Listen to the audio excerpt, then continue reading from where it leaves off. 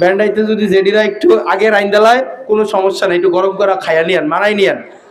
আর অথবা আপনার একদিন নিজেরা ব্যান্ডাইট উইটটা রাইন্দা জেডিরার একটু ডাক দিয়েন যে 40 বছর তো আমার রাইন্দা খাওয়াইছস, আমি আবার একটু তোমার রাইন্দা খাওয়াইছি, ঠিক আছে রে? একটু নিজের কাজটা একটু নিজে করেন, একদিন ইফতার বানায়েন, পারবেন? একদিন এই অনেকে তো 20-25 বছর ধরে সংসার করেন না, আপনারা ইফতার বানাইছেন না কোনোদিন? একদিন একটা কাজ করেন, বাসার কাজটা একটু উল্টা করেন। একদিন আমরা জেডি চাচি মামি যারা আছে, আপনারা একদিন বাসায় বসে থাকেন, আপনারা দোয়া দুরুজ করবেন, আত্মীয় স্বজনের লোক একটু কথাবার্তা বলবেন, এই বাড়ি ওই বাড়ি যাবেন, আর চাচারা হচ্ছেন ইফতার গুলা বানাবেন, ইফতার বানাইয়া ওনাদেরকে একটু খাওয়াবেন। পারবেন না? একদিন একদিন তো ব্যতিক্রম হইতেই পারে, পারে না? এটা সম্ভব কিনা? এটা সম্ভব না?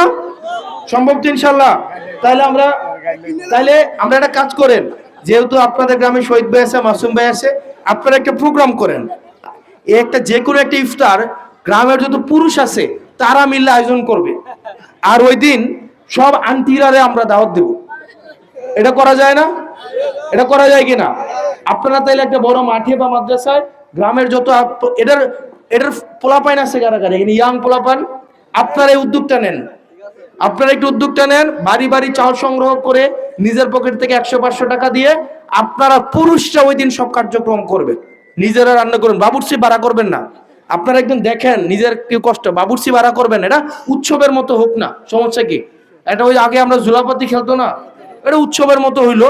দেন ওই দিন আপনারা আন্টিদেরকে দাওয়াত দিবেন, আন্টিদেরকে দাওয়াত দিয়ে ওই দিন আপনারা খাওয়াবেন। পারবেন না আপনারা?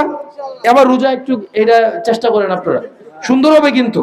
শেষ রোজার দিকে করেন, ওই ঢাকার অনেক আত্মীয় স্বজন আসবেন ঈদ করতে, শেষের দিকে করেন, তাহলে দেখবেন ভালো লাগবে। তো ভালো থাকবেন। আসসালামু আলাইকুম ওয়া রাহমাতুল্লাহি ওয়া বারাকাতুহু।